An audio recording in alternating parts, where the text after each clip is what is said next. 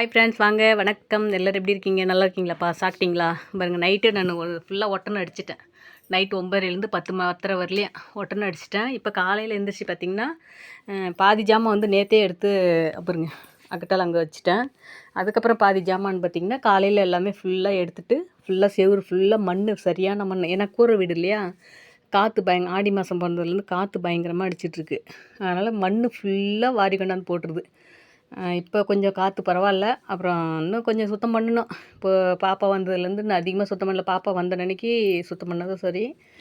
இதில் ஃபுல்லாக ஜாமான் ஃபுல்லாக எடுத்தாச்சு. இல்லை செவுரு ஃபுல்லாக அடித்து பெருக்கி கூட்டியாச்சு. அடுப்பெலாம் கூட துடைச்சிட்டேன். சோப்பு போட்டு துடைச்சி வச்சுருக்கேன்.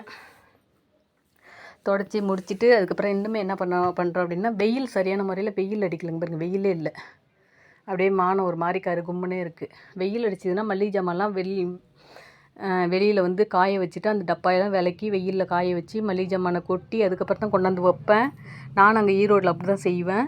இங்கே வந்து பார்த்திங்கன்னா வெயில் அடிக்காதால மல்லிகை ஜாமான் டப்பாவை அப்படியே துணி போட்டு தொடச்சி விட்டுட்டு கொண்டாந்து பாத்திரம் ஃபுல்லாக விலகிட்டேன்.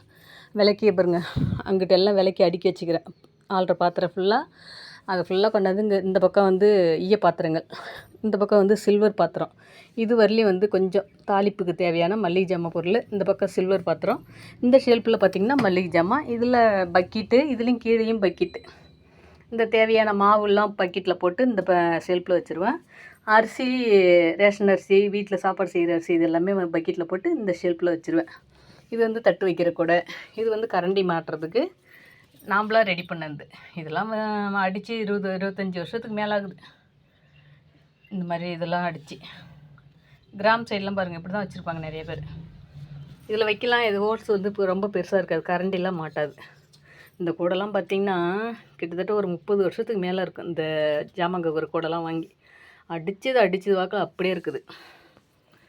அவ்வளோதான்ப்பா, வீட்டு வேலை அப்படியே நடந்துகிட்டே இருக்குது. அடுப்பு தொடச்சி விட்ட ஈரம் தான் அது, கீழே வச்சு தான் தொடச்சி விட்டேன். இந்த ஸ்பாஞ்ச் பார்த்திங்கன்னா நல்லாயிருக்கும். இது அடுப்பு துடைக்கிறதுக்கு நல்லாயிருக்கும், சூப்பராக இருக்கும்.